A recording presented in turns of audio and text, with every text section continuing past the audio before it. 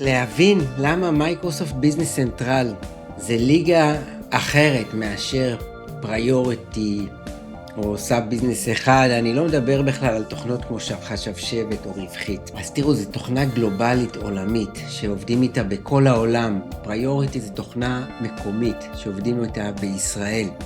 אותו דבר סאב ביזנס אחד. אם אני רוצה עכשיו לייצא לקוחות לאקסל, אז כל מסך כמובן אני יכול לעשות לו כאן עריכה או פתיחה באקסל. אני יכול גם לערוך את הלקוחות דרך אקסל, יש לנו סרטון שמראה את זה. אבל אם אני רוצה לעצב את המסך הזה קצת אחרת, אני הולך כאן להתאמה אישית. ואז אני יכול כל עמודה, נגיד את המחירות, אני רוצה להזיז קצת נגיד אני רוצה להוסיף עוד עמודות לתצוגה הזאת, אז אני מוסיף פה עוד שדה. וגורר מכאן את למשל תאריך עדכון אחרון של הלקוח. נגיד אני רוצה אותו פה קצת. אני רוצה שם נוסף, אני אלחץ עליו. גם כן אני רוצה את השם הנוסף בצד. ברגע שאני אסיים את ההתאמות, אני אלחץ על אישור, וזהו, יש לי את התצוגה הזאת.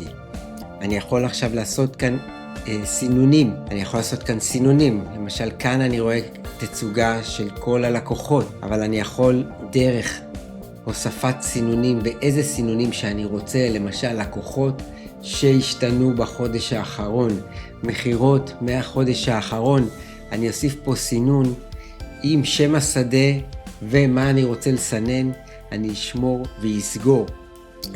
כל דבר כזה אפשר לייצא לאקסל, לערוך את זה באקסל, והאקסל אוטומטית יפרסם את זה למערכת. המערכת הזאת היא מאוד קלה לתפעול, מאוד קל לייצא ולייבא נתונים, ככה שאם יש לי קצת מורכבות במערכות הלוגיסטיות שלי, אם אני רוצה מערכת מתקדמת בענן, בתוך סביבת ה-365, מייקרוסופט ביזנס סנטרל זה פתרון חדש בשוק שלא היה. אם אני רוצה לעשות את הקפיצה קדימה, עם ניהול העסק, מייקרוסופט ביזנס סנטרל זה יכולה להיות פלטפורמה מצוינת ללכת על זה. מעניין אתכם? תשאירו לנו פרטים ונבדוק התאמה.